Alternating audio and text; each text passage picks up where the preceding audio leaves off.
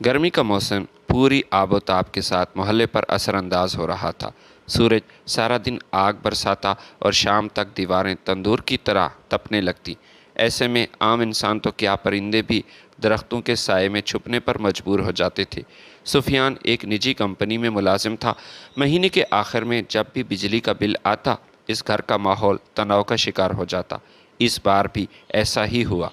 Bill की रकम पिछले महीने से दुगनी थी, जिसे देखकर सुफियान के चेहरे का रंग उड़ गया और गुस्से की एक लहर उसके सर से लेकर पांव तक दौड़ गई। इतना ज़्यादा बिल? शगुफ्ता, ज़रा देखो तो सही, इतना बिल तो हमारी इस्तात से बहुत ज़्यादा है।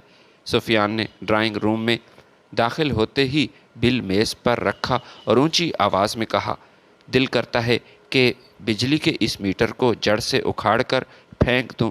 हुकूमत ने तो गरीबों का जीना महाल कर दिया। शगुफ्ता, जो किचन में गर्मी से निढाल खाना पका रही थी, हाथ में रुमाल से पसीना पोंछती हुई बाहर आई। उसके चेहरे पर भी बेजारी के तासुरात वाज़े नज़र आ रहे थे।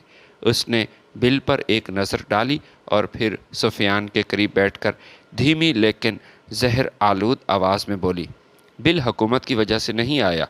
सुफियान, ज़रा समझो, अपने घर के हालात भी तो आप देखें। अगर घर का एक फ़र्द सारा दिन बग़ैर किसी काम के सिर्फ आराम की खातिर पंखा चलाएगा और अपने कमरे से कभी बाहर नहीं निकलेगा, तो बिल तो ऐसे ही आएगा ना। सुफियान ने चौंक कर बीवी की तरफ देखा। उसकी भुएं तन गईं और फिर कहने लगा कि तुम्हारी बात का मतलब क्या है शगुफ्ता? साफ साफ बात करो, घुमा फिरा कर बात करने की ज़रूरत नहीं। शगुफ्ता ने एक गहरा सांस लिया, जैसे वो इसी मौके के इंतज़ार में थी। उसने सुफियान को उकसाते हुए कहा, मतलब बिल्कुल साफ़ है सुफियान, मैं अब्बा जी की बात कर रही हूँ। सारा दिन अपने कमरे में बंद रहते हैं, ना कोई काम करते हैं ना कोई काज। एक तो उसकी बीमारियों और दवाइयों के अखराजात ने पहले ही हमारा बजट ख़राब किया है, ऊपर से ये 24 घंटे पंखा चलने का ये अज़ाब। मैं ख़ुद को देखूं, कभी किचन की तपती गर्मी में मैं खाना पकाती हूँ, कभी पूरे घर की मैं सफाई करती हूँ, कभी फारिग नहीं बैठती, कभी कपड़े धोती हूँ, कभी थक जाती हूँ तो पंखा बंद करके पड़ोस में चली जाती हूँ ताकि बिजली की बचत हो सके। लेकिन अब्बा जी तो कमाल करते हैं। इन्हें ज़रा एहसास नहीं कि उनका बेटा कितनी मुश्किल से कमा रहा है। वो तो सारा दिन फारिग बैठकर बस यूनिट कंज्यूम करते हैं। सुफियान ने शगुफ्ता की बातों पर थोड़ी देर गौर किया। उसके जहन पर बीवी की बातों का असर होने लगा। शैतान ने उसके दिल में बूढ़े बाप की मोहब्बत को कमज़ोर कर दिया। वो सर्द आ भर कर बोला, तुम ठीक कह रही हो शगुफ्ता, मैंने भी इस बात पर गौर किया। सच तो ये है कि मैं ख़ुद अब्बा जान के अखराजात से तंग आ चुका हूँ और रोज़ रोज़ के नखरों से भी काफ़ी तंग आ गया। अब वो इतने भी बीमार नहीं जितना सारा दिन वो बिस्तर पर लेटकर ड्रामा करते हैं। बाकी भी बुज़ुर्ग मोहल्ले में हैं जो काम करते हैं। मुझसे जितना हो सका मैंने उसका महंगा इलाज करवाया, लेकिन अब अगर वो ठीक नहीं होना चाहते तो इसमें मेरी क्या गलती है? मैं अपनी हड्डियों का गोदा बेचकर तो उनकी अयाशियों का खर्च नहीं उठा सकता ना। अगले दिन दोपहर का वक्त था। सूरज आसमान के ऐन वस्त में चमक रहा था और लो चल रही थी। शाकिर, सुफियान के ज़ईफ़ वालिद, अपने अंधेरे और छोटे से कमरे में बिस्तर पर लेटे गहरी नींद सो रहे थे। उनके चेहरे पर ज़ईफ़ी की झरियाँ और बीमारी के असरात साफ नुमायाँ नज़र आ रहे थे। इसी दौरान सुफियान दबे पांव अंदर आया, कमरे में दाखिल हुआ। उसके चेहरे पर कोई ममता, कोई एहतराम का जज्बा नहीं था, बल्कि एक अजीब सी हट धर्मी थी और बेजारी। उसने सबसे पहले दीवारों पर लगे पंखे का स्विच बंद किया। पंखे की रफ्तार आहिस्ता होने लगी तो हवा का झोंका रुक गया और कमरे में घुटन बढ़ने लगी। सुफियान ने वहीं कोने में पड़ी एक बड़ी सी मेज़ घसीटी, उसे पंखे के नीचे रखा और उस पर चढ़ गया। वो छत से पंखा उतारने लगा। लोहे के नट बोल्ट खोलने की आवाज़ से शाकिर साहब की आंख खुल गई। उन्होंने धुंधली आंखों से अपने जवान बेटे को मेज़ पर चढ़ते पंखा उतारते देखा। उनका दिल धक से रह गया। वो हैरान हो गया कि उसके बेटे को क्या हो गया। बेटा सुफियान, ये तुम क्या कर रहे हो? शाकिर साहब ने नहीफ और कांपती हुई आवाज़ में पूछा। सुफियान ने नीचे देखे बगैर बेरुखी से जवाब दिया, अब्बा जान, आप तो जानते हैं इस दफ़ा بجلی کا بل بہت زیادہ آیا ہے جو میری برداشت سے باہر ہے، اور ویسے بھی آپ سارا دن کمرے میں اکیلے رہتے ہیں، آپ کو پسینہ بالکل نہیں آتا، آپ کوئی کام نہیں کرتے، نہ ہی باہر ورزش کرتے ہیں۔ میں نے کل ہی ڈاکٹر صاحب سے بات کی تھی، وہ کہہ رہے تھے کہ اس عمر میں بوڑھے لوگوں کے لیے پسینہ آنا بہت بہتر ہوتا ہے، ان کی صحت کے لیے اچھا ہے، اس سے جسم کے فاسد مادے نکلتے ہیں اور صحت اچھی ہو جاتی ہے۔ میز سے نیچے اتر کر سفیان نے ایک سستا دستی پنکھا یعنی ہاتھ سے جھلنے والا پنکھا بستر پر رکھا اور پھر بولا، یہ میں بازار سے آپ کے لیے ایک دستی پنکھا لے کر آیا ہوں، آپ اب اسے استعمال کریں گے، اس سے ہوا بھی آپ کو لگے گی، اور جب آپ ہاتھ ہلائیں گے تو آپ کے ہاتھوں اور کلائیوں کی ورزش وہ بھی ہو جائے گی، جس سے آپ کے کمزور پٹھے مضبوط ہو جائیں گے۔ اپنے سگے بیٹے کی اس بے حسی، ہٹ دھرمی اور کمینے پن پر شاکر حیران ہو گیا۔ یہ کیسا بیٹا ہے اور باپ سے یہ کیسے بات کر رہا ہے؟ اس کی آنکھوں میں آنسو تیرنے لگے، لیکن انہوں نے خود کو سنبھالا اور دکھ بھرے لہجے میں پوچھا، بیٹا کیا پورے گھر کی بجلی بند کی جا رہی ہے؟ کیا تمہارے کمرے کا پنکھا وہ بھی اترے گا؟ سفیان نے نظریں چراتے ہوئے کہا، نہیں ابا جی، آپ کیسی باتیں کر رہے ہیں؟ گرمی میں چھوٹے بچے کہاں جائیں گے؟ وہ تو بیمار ہو جائیں گے، اور ان بچوں کی وجہ سے ہم بھی وہاں کمرے میں بیٹھ جاتے ہیں۔ شاکر صاحب کے دل پر جیسے کسی نے آری چلا دی ہو۔ انہوں نے تڑپ کر کہا، سبحان اللہ سفیان، اللہ کی شان ہے، بیٹا تم عجیب باتیں کرتے ہو، تمہیں اپنے بچوں کا خیال ہے، لیکن اپنے اس بوڑھے باپ کا کوئی احساس نہیں جس نے تمہیں انگلی پکڑ کر چلنا سکھایا۔ اگر تمہیں واقعی گھر کے یونٹ بچانے کا اتنا ہی شوق ہے تو پورے گھر کی بجلی بند کرو، میں خاموش رہوں گا۔ میرے ایک پرانے پنکھے سے تمہارا کتنا بل زیادہ آ جائے گا؟ لیکن سفیان پر اس وقت شگفتہ کی باتوں کا جادو سر چوڑ کر بول رہا تھا۔ اس نے اپنے باپ کی کسی التجا اور کسی دلیل پر عمل نہ کیا۔ اس نے چھت کا پنکھا اٹھایا، دستی پنکھا وہیں بستر پر رکھا اور بغیر کوئی جواب دیے چپ چاپ کمرے سے باہر نکل گیا اور کمرے کا دروازہ بند کر دیا۔ کمرے میں اب صرف گھٹن، اندھیرا اور ایک بے بسی باپ کے آنسو باقی رہ چکے تھے۔ سفیان کے جانے کے بعد کمرے میں حبس اور گرمی کا راج ہو گیا تھا۔ شاکر صاحب نے کانپتے ہاتھوں سے وہ دستی پنکھا اٹھایا اور خود کو ہوا دینے کی کوشش کی، لیکن ضعیفی اور بیماری کی وجہ سے چند ہی منٹوں میں ان کا بازو بری طرح تھک گیا تھا۔ وہ اس سے پہلے کبھی اس نے دستی پنکھا استعمال نہیں کیا تھا اور کلائی میں شدید درد اٹھنے لگا تھا۔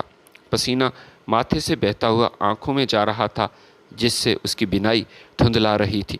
انہوں نے دستی پنکھا ایک طرف رکھ دیا اور بستر پر لیٹ کر حسرت سے چھت کے اس خالی ہک کو دیکھنے لگے جہاں کل تک پنکھا لٹک رہا تھا۔ گرمی دن بدن حد سے بڑھ رہی تھی اور مئی اور جون کے تپتے مہینے آ چکے تھے، جہاں دوپہر کے وقت لوگ کے تھپیڑے کھڑکیاں اور دروازے پار کر کے اندر آ جاتے تھے۔ دوسری طرف سفیان کا یہ حال تھا کہ وہ جب بھی باہر سے کام کر کے گھر لوٹتا فوراً اپنے کمرے کا رخ کرتا، جہاں اس کی بیوی شگفتہ نے پہلے ہی اے سی چلا کر کمرے کو فریج بنایا ہوا ہوتا تھا۔ وہ دونوں بچوں کا بہانہ بنا کر سارا دن اور ساری رات اسی ٹھنڈے کمرے میں عیش کرتے تھے اور یہی بہانہ کرتے کہ ہم نے یہ اے سی تو بچوں کے لیے لگوایا ہے، لیکن یونٹ بچانے کے جھوٹے بہانے کے تحت انہوں نے بوڑھے باپ کو جہنم جیسی تپتی کوٹھڑی پہ جینے پر مجبور کر دیا تھا۔ شاکر صاحب نے 2-3 دن کوشش کی کہ کسی طرح اس دستی پنکھے کے سہارے گزارا ہو سکے، لیکن گزارا مشکل تھا۔ تپتے کمرے میں سانس لینا بھی محال تھا۔ جب حبس حد سے زیادہ بڑھ گیا تو انہوں نے سوچا کہ دوپہر کا وقت کسی طرح باہر گزارا جائے، گھر سے باہر چلے جانا چاہیے تاکہ شاید ہوا سے اس کی سانسیں بحال ہوں۔ وہ لاٹھی کی ٹیک لگاتے ہوئے قریبی پارک میں نکل گئے، لیکن پارک کا حال بھی اس سے بھی برا تھا۔ دوپہر کے 12:30 بجے کوئی پرندہ بھی وہاں نظر نہیں آتا تھا۔ درختوں کے پتے ساکت تھے اور زمین سے تپش سے وہ اٹھ رہی تھی۔ وہ پارک کے ایک بینچ پر بیٹھ گئے، لیکن وہاں بھی شدید گرمی اور تپی ہوئی ہوا نے اس کا حال اسے بے حال کر دیا۔ جب پارک میں بیٹھنا ناممکن ہو گیا تو انہوں نے سامنے نظر آنے والی محلے کی جامع مسجد کا رخ کیا۔ وہیں ان کے لیے سکون کا پہلا جھونکا تھا۔ مسجد کے بڑے ہال میں سفید سنگ مرمر کا فرش ٹھنڈا تھا اور وہاں بڑے بڑے پنکھے چل رہے تھے۔ شاکر صاحب نے وضو کیا، ظہر کی نماز جماعت کے ساتھ ادا کی، اور جب باقی نمازی اپنے اپنے گھروں کو لوٹ گئے تو وہ مسجد کے ایک کونے میں جہاں دیوار کا سایہ تھا ایک چادر بچھا کر لیٹ گئے، اور ٹھنڈی ہوا کے سائے میں انہیں ایسی گہری نیند آئی جو پچھلے کئی دنوں سے ان کو نہ آ سکی، اور ان کی آنکھوں سے وہ نیند غائب تھی۔ مسجد کے امام صاحب جو کہ شاکر صاحب کی اس کی شریفانہ ماضی سے اچھی طرح واقف تھے اور اس کی بہت عزت کرتے تھے، وہ حیران تھے کہ شاکر صاحب یہاں مسجد میں کیوں روتے ہیں، اور آج تیسرا دن ہے یہ مسجد میں ہی سوتے ہیں۔ ان کے دل میں احترام تو جاگا، لیکن اس نے پوچھنا گوارا کیا۔ انہوں نے سوچا کہ شاید بزرگ گھر جانے سے پہلے تھوڑا سستانے کے لیے لیٹ گئے ہیں، لیکن انہوں نے منع نہ کیا اور مناسب نہ سمجھا۔ لیکن یہ سلسلہ روز کا یہ معمول بن گیا۔ شاکر صاحب اب روزانہ ظہر کی نماز پڑھتے اور وہیں کونے میں سو جاتے۔ جب ایک ہفتہ گزر گیا تو امام صاحب کو تھوڑی سی تشویش ہوئی۔ مسجد کمیٹی کے سخت قوانین تھے کہ جامع مسجد کو نماز کے اوقات کے بعد بند کر دیا جائے اور کسی بھی مقامی شخص کو وہاں مستقل سونے کی بالکل اجازت نہیں۔ یہ کمیٹی کا فیصلہ تھا۔ ایک دن جب شاکر صاحب سو کر اٹھے تو امام صاحب ان کے پاس آئے، بڑے ادب سے ان کے پاس بیٹھ گئے اور دھیمی آواز میں بولے، شاکر صاحب، میں آپ سے معذرت خواہ ہوں، اور خدا گواہ ہے کہ میں دل سے آپ کی عزت کرتا ہوں۔ یہ محلہ آپ کی شرافت کا گواہ ہے، لیکن ہمارے محلے اور مسجد کمیٹی کا ایک سخت اصول ہے کہ جامع مسجد میں کسی بھی مقامی فرد کو سونے کی یا وقت گزارنے کی بالکل اجازت نہیں۔ ہاں، اگر کوئی اجنبی مسافر ہو جو دور دراز علاقے سے آیا ہو اور مجبوری کی حالت میں کچھ دیر یہاں ٹھہر جائے تو اس پر تو کوئی اعتراض نہیں، لیکن آپ تو مقامی ہیں، چونکہ آپ اسی محلے کے رہائشی ہیں، اس لیے یہاں روزانہ سونا مسجد کمیٹی کے فیصلوں کے خلاف ہے اور لوگوں نے شکایت کی ہے۔ اگر کسی اور نے دیکھ لیا تو مجھ سے باز پرس ضرور ہوگی۔ امام صاحب کی یہ بات سن کر شاکر صاحب کے ضبط کا بندھن ٹوٹ گیا۔ وہ جو پچھلے کئی دنوں سے اپنے بیٹے کا ظلم اکیلے سہ رہے تھے، اپنے جذبات پر قابو نہ رکھ سکے اور بچوں کی طرح پھوٹ پھوٹ کر رونے لگے۔ ان کے بوڑھے کاندھے ہلنے لگے اور آنسو اس کی سفید داڑھی کو بھگونے لگے۔ امام صاحب ان کو یوں روتا دیکھ کر گھبرا گئے اور جلدی سے ان کے ہاتھ تھام لیے۔ شاکر صاحب، خدا کے لیے خود کو سنبھالیں۔ میں نے نوٹ کیا ہے پچھلے ایک ہفتے سے آپ کونے میں بیٹھے روتے ہیں اور پھر سو جاتے ہیں۔ اگر مجھ سے کوئی غلطی ہے تو مجھے معاف کریں، میرا مقصد آپ کا دل دکھانا نہیں تھا۔ شاکر صاحب نے روتے ہوئے ہچکیاں لیتے ہوئے بتایا کہ امام صاحب، قصور آپ کا نہیں، میں آپ کو کوئی دوش نہیں دوں گا، میری قسمت کا ہی یہ قصور ہے۔ میرے سگے بیٹے سفیان نے میرے کمرے کا پنکھا بند کر دیا اور اسے چھت سے اتار کر اپنے ساتھ لے گیا۔ وہ کہتا ہے کہ بل زیادہ آتا ہے اور وہ صرف اپنے باپ سے ہی بدلہ لے رہا ہے۔ مجھ سے اس عمر میں اس بیماری میں تپتی گرمی حبس برداشت نہیں ہوتا۔ میں دوپہر کے وقت گھر سے نکل آتا ہوں کہ کہیں گرمی سے میرا دم نکل ہی نہ جائے۔ پارک میں جاتا ہوں لیکن وہاں بھی سخت لو چلتی ہے۔ مجبوری کی حالت میں دوپہر کو یہاں مسجد کے صحن میں سر چھپانے آ جاتا ہوں تاکہ چند گھنٹے سکون کے سانس لے سکوں۔ یہ سن کر امام صاحب کے پاؤں تلے زمین نکل گئی۔ ان کی آنکھوں میں غصے اور دکھ کے آنسو آ گئے۔ انہوں نے فوراً شاکر صاحب کو گلے سے لگایا اور پھر بولے، استغفر اللہ، مجھے معاف کر دیجئے، میں نہیں جانتا تھا کہ آپ کے بیٹے نے آپ کے ساتھ ایسا کیا۔ آپ کی اس مجبور حالت اور سفیان کی اس کمینگی سے میں ناواقف تھا۔ آپ کہیں نہیں جائیں گے، یہ خدا کا گھر ہے اور آپ یہاں پورے حق کے ساتھ رہ سکتے ہیں۔ اگلے ہی دن ظہر کی نماز کے بعد امام صاحب نے محلے کے کچھ معزز اور اثر رسوخ رکھنے والے لوگوں کو مسجد کے دفتر میں بلایا، جن میں طفیل صاحب جو کہ محلے کے ایک معزز بزرگ اور مسجد کمیٹی کے ممبر تھے، اور خالد صاحب بھی ان میں شامل تھے، یہ سینئر ممبران تھے۔ امام صاحب نے سب کے سامنے شاکر صاحب کے گھر کے حالات اور سفیان کی اس نالائکی کا ذکر کیا۔ سب لوگ سفیان کی اس حرکت پر شدید غصے میں آ گئے۔ طفیل صاحب نے آگے بڑھ کر شاکر صاحب کے کاندھے پر ہاتھ رکھا اور انتہائی ہمدردی سے کہا کہ شاکر صاحب، آپ کو بالکل گھبرانے کی، پریشان ہونے کی کوئی ضرورت نہیں۔ آپ یہاں سو سکتے ہیں، آپ جب تک چاہیں یہاں مسجد میں آ سکتے ہیں اور سو جائیں۔ بھلا آپ سے زیادہ مجبور اور حقدار کون ہوگا جس کی نالائق اور نافرمان اولاد اسے اپنے گھر میں برداشت نہیں کر رہی۔ توفیل صاحب نے تھوڑا سوچا اور ایک بہترین مشورہ دیتے ہوئے کہا کہ شاکر صاحب، آپ ویسے بھی یہاں اپنا قیمتی وقت مسجد میں گزارتے ہیں، میرا ایک مشورہ ہے، آپ ظہر کی نماز کے بعد یہاں تھوڑا آرام کر لیا کریں اور پھر عصر کے وقت محلے کے بچوں کو جو مسجد میں آتے ہیں تھوڑی سی دنیاوی اور اخلاقی تعلیم بھی دیا کریں۔ ویسے بھی آپ کا تعلیم اور تدریس کا پرانا اور وسیع تجربہ ہے، اس سے آپ کا وقت بھی اچھے سے گزرے گا اور بچوں کی تربیت بھی ہو جائے گی۔ امام صاحب نے تالی بجائی اور کہا، ہاں، میں بھی یہی سوچ رہا تھا، یہ بالکل ٹھیک ہے۔ میں طفیل صاحب کی بات سے 100% اتفاق کرتا ہوں۔ اس سے آپ کا وقت پاس ہوگا اور بچے آپ سے مستفید ہوں گے۔ دینی تعلیم کے ساتھ ساتھ اگر ہمارے محلے کے بچوں کو آپ جیسے شفیق بزرگ سے دنیاوی اخلاقی تعلیم بھی مل جائے تو اس سے بہتر اور کیا ہو سکتا ہے۔ شاکر صاحب نے نم آلود آنکھوں کے ساتھ ہاں میں سر ہلا دیا۔ یوں شاکر کا ایک نیا معمول شروع ہو چکا تھا۔ اب وہ 5 وقت کی نماز مسجد میں ادا کرتے، مختلف نمازیوں کو اچھی اخلاقی نصیحتیں کرتے، بچوں کو پڑھاتے اور صرف رات کو سونے کے لیے سفیان کے گھر جاتے۔ صبح ہوتے ہی وہ دوبارہ مسجد کا رخ کرتے اور مغرب تک وہیں رہتے۔ جب یہ بات محلے میں پھیلی تو محلے کے کچھ بزرگ اور نوجوانوں نے سفیان کو راستے میں روک کر سمجھانے کی کوشش کی۔ اسے کہا کہ سفیان، تم کیا کر رہے ہو؟ تمہارا باپ ایک نیک انسان ہے، یہ تم اپنے بوڑھے باپ کے ساتھ ایسا کیوں کر رہے ہو؟ اس نے تمہارا کیا بگاڑا؟ وہ اس عمر میں گرمی سے بچنے کے لیے مسجدوں میں، پارکوں میں پناہ لے رہے ہیں اور تم یہاں مزے سے اپنی بیوی اور بچوں کے ساتھ اے سی والے کمرے میں سوتے ہو۔ یہ تو سراسر ناانصافی ہے۔ اگر تمہیں یونٹ بچانے ہیں تو تم خود بھی اے سی استعمال نہ کرو، دنیا کیا کہے گی تمہیں؟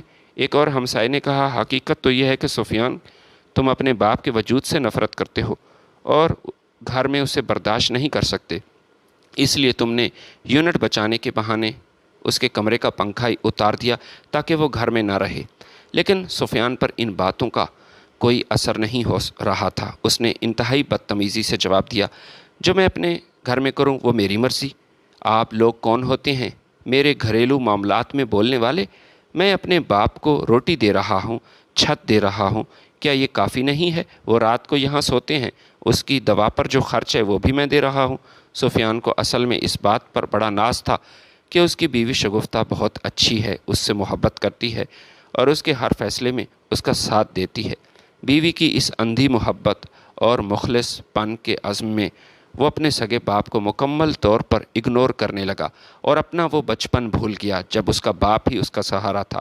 شاکر صاحب کا اب زیادہ وقت مسجد کے پرسکون روحانی ماحول میں گزرنے لگا۔ محلے کے بچے عصر کے بعد اس کے ارد گرد جمع ہو جاتے اور وہ انہیں بڑے پیار سے ریاضی، انگریزی، اخلاقیات کے اسباق پڑھاتے۔ محلے والے ان کی اس خدمت کی وجہ سے ان کی بے حد عزت کرنے لگے تھے، لیکن سفیان کی بے حسی جوں کی توں تھی، وہ نہ بدل سکا۔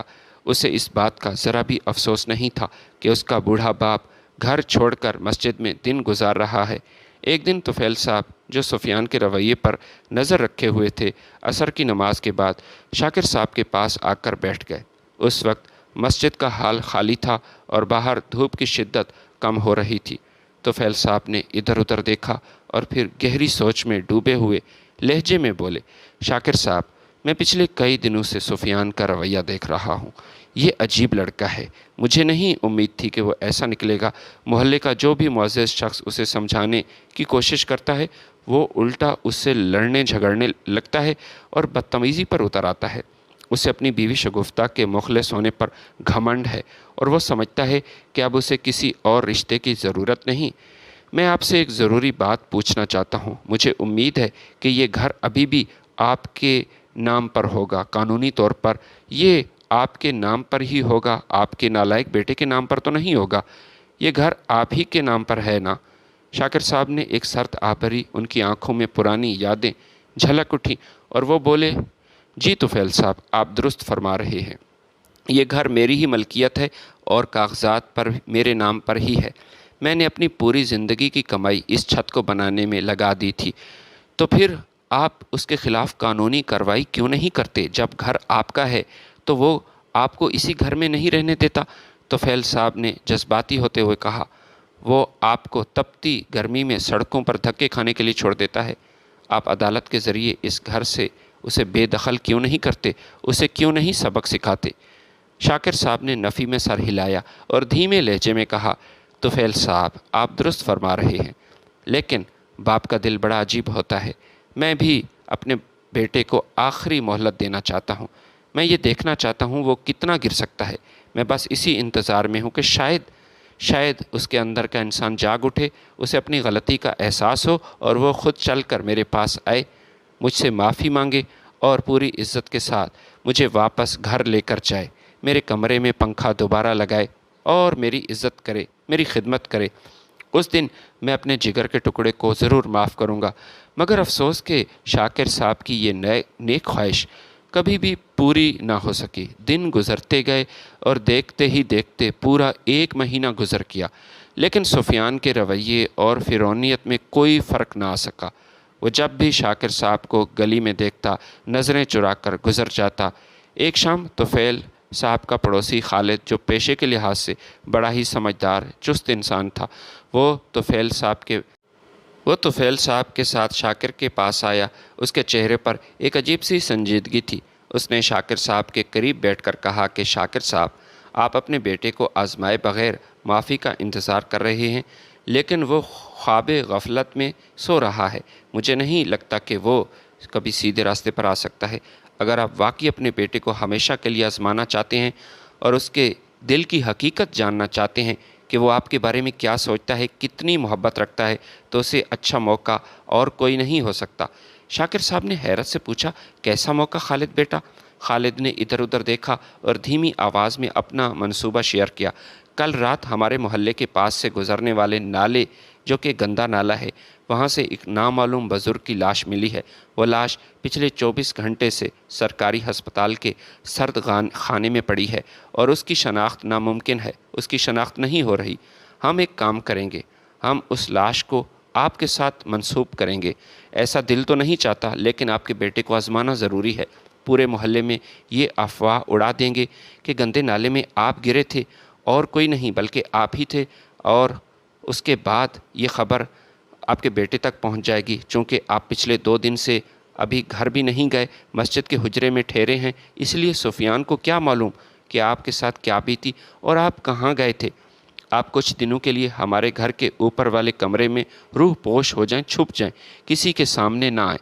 آپ کے کپڑے اور شناختی کارڈ ہم ہسپتال کے انتظامیہ کو دے دیں گے اور ڈاکٹرز کے ساتھ اپنا یہ منصوبہ شیئر کریں گے تاکہ وہ سفیان کے سامنے اس ڈرامے کو سچ ثابت کر سکیں اور ہماری مدد کریں۔ شاکر صاحب پہلے تو یہ ہچکچائے، لیکن اپنے بیٹے کی بے رخی نے ان کے دل اس حد تک توڑ دیا تھا کہ وہ بھی اب سفیان کا آخری امتحان لینا چاہتے تھے کہ میری موت کے بعد میرا بیٹا کیا سوچے گا۔ انہوں نے بوجھل دل کے ساتھ کہا، ٹھیک ہے، اور اپنے کپڑے اور اصل شناختی کارڈ خالد کے حوالے کیا۔ خالد فوراً یہ سارا سامان لے کر سرکاری ہسپتال کے انچارج ڈاکٹر کے پاس آیا، جو طفیل صاحب کا شناسہ تھا۔ خالد نے ڈاکٹر کو پوری صورتحال بتائی اور کہا کہ ڈاکٹر صاحب، یہ ایک نامعلوم لاش ہے جس کا کوئی وارث نہ آیا۔ ہم صرف ایک نافرمان بیٹے کو سبق سکھانے کے لیے، اسے آزمانے کے لیے یہ چھوٹا سا ڈرامہ کرنا چاہتے ہیں۔ ایک باپ اپنے بیٹے کو اخلاقی طور پر آزمانا چاہتا ہے۔ جب سفیان یہاں آئے گا تو آپ اس سے کہہ دیجئے گا کہ گندے نالے سے برآمد ہونے والی لاش اس کے باپ کی تھی، اسی طرح اس کی غیرت اور محبت کا پتہ چل جائے گا۔ ڈاکٹر نے جب سفیان کے ظلم کی داستان سنی تو وہ بھی اس نیک کام میں مدد کرنے کے لیے رضامند ہو گیا۔ اگلے ہی دن پورے محلے میں جنگل میں آگ کی طرح یہ خبر پھیل گئی تھی، یہ جھوٹی خبر۔ مسجد میں پناہ لینے والا بزرگ شاکر صاحب بیچارہ رات کو گندے نالے میں گر کر انتقال کر گیا۔ اس کی لاش ہسپتال کے سرد خانے میں ہے اور اس کو وہاں لاوارث سمجھ کر دفنایا گیا۔ اس ڈرامے کو سچ ثابت کرنے کے لیے شاکر صاحب کا شناختی کارڈ سوشل میڈیا کے مقامی گروپس پر وائرل کیا گیا۔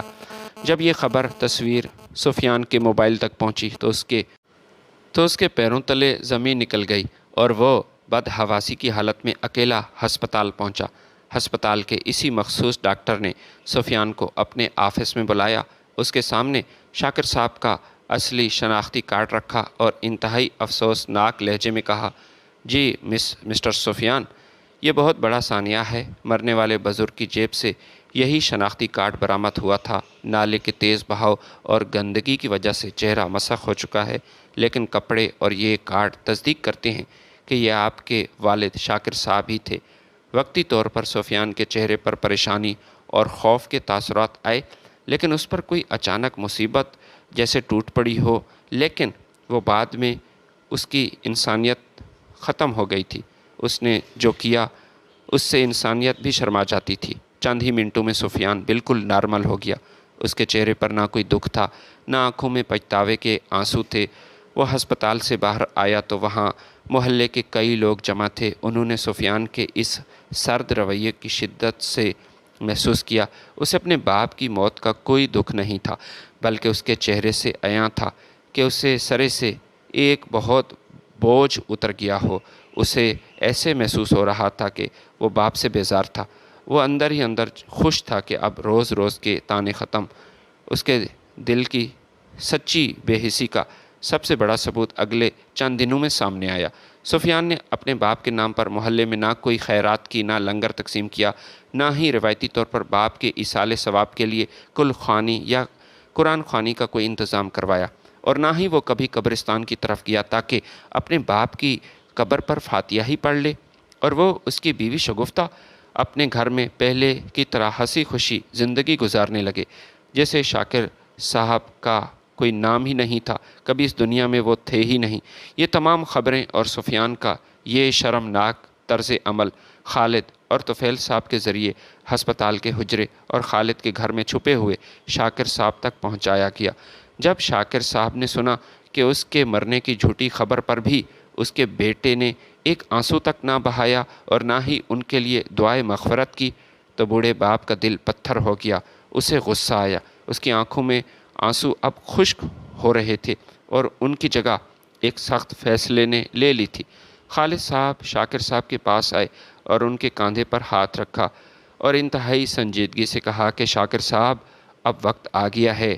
اب آپ اپنے بیٹے کے خلاف اور کیا آپ کو ثبوت چاہیے؟ وہ اخلاقی اور روحانی طور پر مر چکا ہے، اسے آپ کی کوئی پرواہ نہیں۔ آپ کی زندگی اور موت سے اسے کوئی فرق نہیں پڑتا۔ اب وقت آ گیا ہے کہ آپ بڑا اور آخری فیصلہ کریں۔ شاکر صاحب نے اپنی لاٹھی مضبوطی سے تھامی۔ اس کی آنکھوں میں اب مظلومیت کی جگہ جلال تھا، اور انہوں نے کہا، ٹھیک ہے، تم ٹھیک کہتے ہو خالد، تم بالکل ٹھیک کہتے ہو۔ اب سفیان کو اس کے کیے کی سزا ملے گی۔ جیسے میں نے مصیبت سہی وہ بھی سہے گا۔ وکیل کو بلاؤ۔ شاکر صاحب کا دل بیٹے کی اس انتہا درجے کی بے حسی پر پوری طرح ٹوٹ گیا تھا۔ اب وقت تھا کہ وہ جذباتی فیصلوں کو چھوڑ کر ایک سخت قدم اٹھاتا۔ اگلی ہی صبح طفیل صاحب اور خالد ایک نامور وکیل لے کر مسجد کے عقبی حجرے میں پہنچے، جہاں شاکر روح پوش تھے۔ وکیل نے کرسی پر بیٹھتے ہی شاکر صاحب سے پوچھا، شاکر صاحب، سفیان کو اس کے لیے اس کے کیے کی سزا دینے کے لیے سب سے پہلے ہمیں اس گھر کے اصل کاغذات کی ضرورت ہوگی، جو اس کی جائیداد اور آپ کے گھر کے کاغذات ہیں۔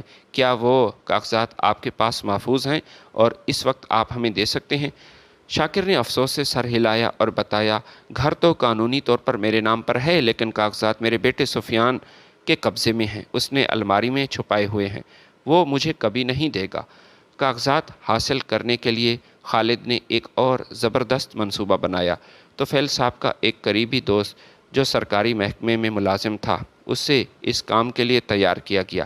اگلے دن وہ دوست ایک سرکاری نمائندہ بن کر ہاتھوں میں سرکاری فائل اور ڈائری لے کر سفیان کے گھر کے دروازے پر پہنچا اور دستک دی۔ سفیان نے دروازہ کھولا تو نمائندے نے انتہائی سنجیدگی سے کہا، اس محلے کے تمام گھروں کی سرکاری رجسٹریشن اور ڈیٹا بیس اپڈیٹ ہو رہا ہے۔ آپ اپنے گھر کے اصل کاغذات لے آئیں تاکہ ہم ان کا ریکارڈ چیک کر کے کاپی بنا سکیں اور اوریجنل ڈاکومنٹس آپ کو واپس کریں گے، ورنہ آپ کے گھر کے بجلی کا کنیکشن کاٹ دیا جائے گا۔ سفیان بجلی کٹنے کے ڈر سے اندر گیا، الماری سے اصل کاغذات نکال کر باہر لے آیا۔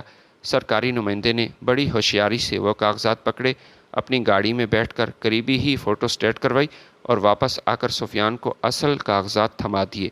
وہ کاپی لے کر فوراً وکیل صاحب کے حوالے کی۔ اب وکیل نے سفیان اور اس کی بیوی شگفتہ کے خلاف فوری قانونی ایکشن لینے کا فیصلہ کیا۔ تمام قانونی کاغذات تیار ہو چکے تھے جن پر شاکر صاحب نے دستخط کیے تھے۔ اگلے ہی دن دوپہر کے وقت جب سفیان اور شگفتہ اپنے بچوں کے ساتھ اے سی والے کمرے میں مزے سے سو رہے تھے، باہر زور زور سے دروازہ کھٹکھٹایا گیا۔ سفیان نے ہڑبڑا کر دروازہ کھولا تو سامنے طفیل صاحب، وکیل اور ان کے ساتھ پولیس کے 2 اہلکار کھڑے تھے۔ وکیل نے آگے بڑھ کر سفیان کے ہاتھ میں قانونی نوٹس تھما دیا اور کڑک دار آواز میں کہا کہ سفیان، تمہیں اور تمہاری بیوی کو یہ گھر فوری خالی کرنا پڑے گا، یہ عدالت کی طرف سے حکم ہے۔ شام مغرب سے پہلے پہلے اپنا سارا سامان سمیٹ کر یہاں سے نکل جاؤ۔ سفیان نے حیرت اور غصے سے کہا، یہ آپ کیا بکواس کر رہے ہیں؟ یہ میرے مرحوم باپ کا گھر ہے اور اب میں اس کا وارث ہوں۔ وکیل نے مسکرا کر جواب دیا، تمہارا باپ زندہ ہے اور انہوں نے تمہیں اور تمہاری بیوی کو اپنی جائیداد سے لا تعلق کر دیا ہے، عاق کر دیا ہے۔ اب اس گھر میں تمہارا کوئی قانونی حق نہیں ہے۔ تم تو وہ بیٹے ہو جسے باپ کی موت کا بھی کوئی دکھ نہیں تھا۔ اگر مغرب تک گھر خالی نہ کیا تو پولیس تمہیں دھکے مار کر یہاں سے باہر نکالے گی۔ شگفتہ بھی باہر آ کر چیخنے لگی، لیکن قانون کے سامنے ان کی ایک نہ چلی۔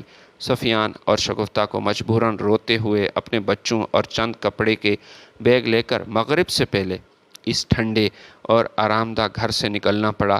شگفتہ اپنے شوہر اور بیٹے کو لے کر میکے یعنی بھائیوں کے گھر چلی گئی۔ شروع کے 2 دن تو بھائیوں نے ان کا استقبال کیا، لیکن جلد ہی شگفتہ کے بھائیوں نے سفیان کو بوجھ سمجھنا شروع کیا۔ 1 ہفتے بعد بھائیوں نے صاف صاف کہہ دیا کہ شگفتہ، ہم اپنی بہن اور ان کے بچوں کا خرچہ تو اٹھا سکتے ہیں، یہ تو ہماری مجبوری ہے، لیکن ایک تندرست ہٹے کٹے بہنوئی کو ہم اپنے گھر میں کیسے بٹھا سکتے ہیں؟ سفیان، تم ہمارے گھر سے چلے جاؤ اور کوئی اپنا دوسرا ٹھکانہ ڈھونڈ لو۔ 1 ہفتے کے اندر ہی سفیان کو اس کے سالوں نے ذلیل کر کے گھر سے نکال دیا۔ اب وہی سفیان جو تپتی دوپہر میں اپنے بوڑھے باپ کو دستی پنکھا دے کر خود اے سی کے نیچے سوتا تھا، اب در در کے دھکے کھانے پر وہ بھی مجبور تھا۔ تپتی دوپہر میں کبھی وہ پارک کے بیچ بیٹھ جاتا، کبھی تپتی گلیوں میں پناہ ڈھونڈتا تھا، جبکہ دوسری طرف اس کا بوڑھا باپ اب اپنے ہی گھر میں بڑے ہی آرام سے اور سکون سے نیند سوتا تھا۔ سفیان کے پاس اب سر چھپانے کی چھت نہ تھی اور نہ ہی جیب میں اتنے پیسے تھے کہ وہ کوئی کرائے کا کمرہ لے سکے۔ شگفتہ اپنے میکے میں بیٹھی اپنے بھائیوں کے رحم و کرم پر تھی اور سفیان کو وہاں دوبارہ قدم رکھنے کی اجازت نہیں تھی۔ اب وہی سفیان جو کبھی فرعون بنا پھرتا تھا، مائی کی تپتی دوپہر میں سڑکوں پر آ چکا تھا۔ جب لو کے تھپیڑے اس کے چہرے کو جھلسا دیتے تھے تو اسے اپنے بوڑھے باپ کا وہ کمرہ یاد آتا تھا جس کا پنکھا خود اس نے اپنے ہاتھوں سے اتارا تھا۔ اس کی روح کانپ اٹھتی تھی جب اسے یاد آتا کہ کس طرح اس نے اپنے ضعیف والد کو ایک دستی پنکھا تھما کر پٹھے مضبوط کرنے کا طعنہ دیا تھا۔ اب قدرت اسے اس کے اپنے الفاظ کا ذائقہ چکھا رہی تھی۔ سفیان دوپہر کے وقت اسی پارک میں جاتا جہاں کبھی اس کا باپ جاتا تھا، لیکن وہاں کی تپتی بینچ اور ویرانی اسے کاٹنے کو دوڑتی تھی۔ اس وقت دوپہر کو پارک خالی ہوتی، کوئی بھی وہاں نہیں تھا۔ جب ذلت اور گرمی برداشت سے باہر ہو گئی تو ایک دن سفیان ہمت کر کے اپنے پرانے گھر کی طرف لوٹا۔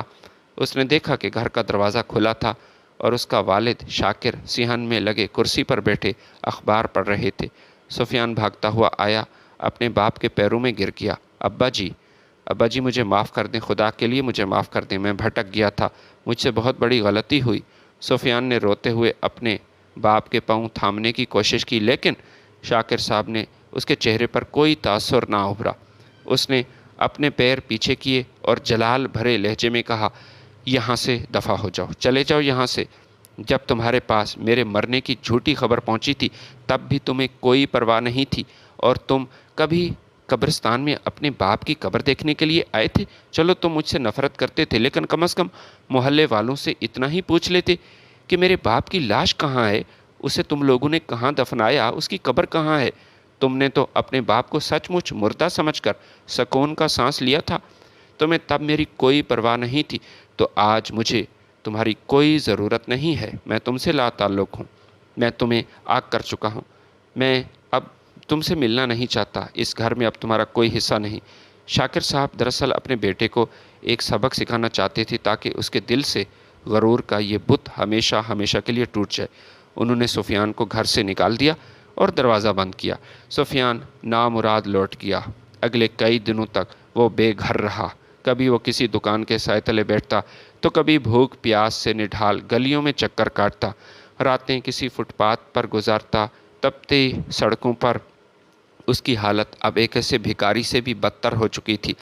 پچھتاوے کی آگ اور بیرونی گرمی نے اس کے اندر باہر سے جھلسا کر اسے رکھ دیا تھا۔ آخر کار ایک تپتی دوپہر کو وہ شدید گرمی، ڈی ہائیڈریشن، بھوک اور پیاس کی وجہ سے گمنام گلی کے کونے میں بے ہوش پڑے تھے۔ اس کے منہ سے جھاگ نکل رہی تھی اور تیز بخار سے وہ تپ رہا تھا۔ محلے کے کچھ گزرنے والے لوگوں نے اسے پہچانا، اسے اس حال میں دیکھا تو انہیں اس پر ترس آیا اور انہوں نے فوراً ایمبولینس بلائی اور اسے قریبی سرکاری ہسپتال لے کر آئے۔ وہ اب ICU وارڈ میں منتقل ہو گیا۔ ڈاکٹرز نے معائنہ کرنے کے بعد بتایا کہ اسے شدید ہیٹ سٹروک یعنی کہ لو لگی ہے اور جسم میں پانی کی خطرناک حد تک کمی ہو چکی ہے، جس کی وجہ سے اس کی انتہائی نازک حالت ہے۔ سفیان بے ہوشی کی حالت میں بھی مسلسل ہذیان بک رہا تھا اور اس کے لبوں پر صرف ایک ہی جملہ تھا: میرے باپ کو بلاؤ، ہو سکے تو میرے ابا کو بلاؤ، جلدی کرو، میرے پاس وقت کم ہے، میں مرنے سے پہلے ابا جان سے معافی مانگنا چاہتا ہوں تاکہ میری آخرت بچ جائے، مجھے معاف کر دیں ابا جی۔ ابا جی، وہ ڈاکٹر کو ہی اپنا باپ سمجھ رہا تھا۔ جب محلے والوں کے ذریعے یہ خبر شاکر صاحب تک پہنچی تو سفیان ہسپتال میں زندگی اور موت کی جنگ لڑ رہا ہے، بے ہوشی کی حالت میں صرف اپنے باپ کو پکار رہا ہے، تو آخر کار ایک باپ کا دل پگھل ہی گیا۔ وہ تمام غصہ، تمام شکایتیں بھول کر لاٹھی کی ٹیک سے ہسپتال کی طرف بھاگے۔ شاکر صاحب جب ہسپتال کے ICU وارڈ کے باہر پہنچے تو شیشے کے اندر کا منظر دیکھ کر اس کا دل خون کے آنسو رونے لگا۔ چند دن کے اندر اس کا بیٹا کافی کمزور ہو چکا تھا۔ اس کا اکلوتا نوجوان بیٹا جو اپنی صحت جوانی کے غرور میں اندھا تھا، آج مختلف مشینوں، نالیوں کے سہارے بستر پر بے جان پڑا تھا۔ سفیان کا چہرہ گرمی اور بیماری کی وجہ سے مرجھایا ہوا تھا اور وہ نیم بے ہوشی کی حالت میں اب بھی آہستہ سے ابا جی پکار رہا تھا۔ باپ کی ممتا اور محبت سب کچھ بھول گئی۔ شاکر صاحب نے وکیل، جائیداد اور ماضی کے سارے دکھوں کو ایک طرف رکھا اور فوراً ڈاکٹر سے ملے۔ انہوں نے اپنے پاس موجود جمع پونجی سے سفیان کے مہنگے علاج اور دوائیوں کا انتظام کیا۔ ڈاکٹرز نے شاکر صاحب کی دن رات کی تیمارداری اور بہترین ادویات کی بدولت سفیان کی حالت کو خطرے سے باہر قرار دیا۔ پورے ایک ہفتے تک سفیان ہسپتال میں داخل رہا۔ اسی دوران جب بھی اس کی آنکھ کھلتی وہ اپنے سرہانے اپنے بوڑھے باپ کو پاتا جو کمزور ہاتھوں سے اس کے سر پر پٹیاں رکھ رہا ہوتا اور اس کی صحت کے لیے دعا کر رہا ہوتا تھا۔ سفیان کی آنکھوں سے پچھتاوے کے آنسو بہہ رہے تھے، لیکن کمزوری کی وجہ سے وہ اب بھی بول نہیں سکتا تھا، اپنے ہونٹ نہیں ہلا سکتا تھا۔ ایک ہفتے بعد جب ڈاکٹر نے سفیان کو ہسپتال سے ڈسچارج کیا تو شاکر صاحب اپنے بیٹے کا ہاتھ تھام کر اسے واپس اپنے اسی بڑے گھر میں لے آئے۔ انہوں نے دل سے اپنے جگر کے ٹکڑے کو معاف کر دیا، کیونکہ سفیان کو اپنے کیے کی بہت بڑی سزا مل چکی تھی۔ وہ موت کے منہ سے واپس آیا تھا اور اس کے اندر کا انسان پوری طرح بیدار ہو چکا تھا۔ سفیان کو اب اچھی طرح اس بات کا احساس ہو چکا تھا کہ اس نے کیا کھویا تھا، اپنے محسن اور بوڑھے باپ کے ساتھ کتنی بڑی ناانصافی، کتنی بڑی زیادتی کی تھی۔ جب شگفتہ کو معلوم ہوا کہ اس کا شوہر موت کے منہ سے واپس آیا ہے اور سفیان کے بدلے ہوئے رویے کو دیکھا تو وہ بھی اپنے بیٹے کو لے کر شرمندگی کی حالت میں گھر واپس آ گئی اور آتے ہی اپنے سسر کے پیروں میں گر گئی۔ اب گھر کا نقشہ بالکل بدل چکا تھا۔ سفیان اور شگفتہ نے شاکر صاحب کو گھر کا سربراہ بنا دیا اور اسے سب سے آرام دہ کمرہ دیا۔ اب صبح ہوتے ہی سب سے پہلے شاکر صاحب کے کمرے کی صفائی ہوتی ہے، اسے ناشتہ دیا جاتا ہے۔ شگفتہ کچن میں کام کرنے سے پہلے ابا جی کے لیے ناشتہ تیار کرتی ہے۔ شاکر صاحب کی شان میں گستاخی کا اب کوئی سوچ بھی نہیں سکتا۔ ان کے کمرے میں ہر وقت ٹھنڈے پانی کا کولر بھرا رہتا ہے اور آرام کرنے کے لیے بہترین نئے پنکھے کا انتظام کیا گیا تاکہ انہیں گرمی کا احساس نہ ہو۔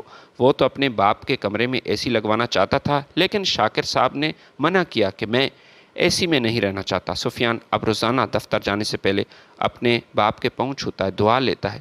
شام کو آتے ہی ان کے پاس بیٹھ کر حال پوچھتا ہے۔ شاکر صاحب اپنے بیٹے بہو کو راہ راست پر دیکھ کر کافی خوش تھے، خدا کا شکر ادا کرتے تھے۔ انہوں نے ایک شام محلے کے معززین اور خصوصاً طفیل صاحب، خالد صاحب اور جامع مسجد کے امام صاحب کو اپنے گھر چائے پر بلایا۔ شاکر صاحب نے نم آلود آنکھوں کے ساتھ ان سب کا ہاتھ تھاما، ان کا شکریہ ادا کیا۔ میں آپ سب کا دل سے شکر گزار ہوں، جنہوں نے میرے مشکل وقت میں میرا ساتھ دیا، مجھے مسجد میں پناہ دی اور میرے بیٹے کو سچا سبق سکھانے میں میری مدد کی۔ اگر آپ لوگ وہ ڈرامہ نہ رچاتے تو شاید میرا بیٹا کبھی اس ہدایت پر نہ آتا۔ سفیان نے بھی ان تمام بزرگوں کے سامنے ہاتھ جوڑ کر معافی مانگی اور کہا کہ آپ سب نے مجھے دنیا اور آخرت کی تباہی سے بچا لیا۔ مجھے اب اس بات کا سچے دل سے احساس ہو چکا ہے اور میرا اللہ گواہ ہے کہ مجھے حقیقی احساس ہے کہ والدین کی نافرمانی اور ان کا دل دکھانا انسان کو نہ صرف آخرت میں تباہ کرتا ہے بلکہ اسی دنیا میں ذلیل اور خوار کر کے رکھتا ہے۔ والدین کی رضا میں ہی اللہ تعالیٰ کی رضا ہے۔ اب وہ گھر ایک بار پھر خوشیوں کا گہوارہ بن چکا ہے، جہاں بوڑھے باپ کی دعاؤں کی ٹھنڈی چھاؤں نے پورے گھر کے ماحول کو پرسکون اور برکت والا بنا دیا ہے۔ ناظرین، کہانی پسند ہے تو لائک اور شیئر ضرور کیجیے گا۔ ملتے ہیں آپ کی خدمت میں نئی ویڈیو کے ساتھ، تب تک کے لیے اجازت دیجیے۔ اللہ حافظ۔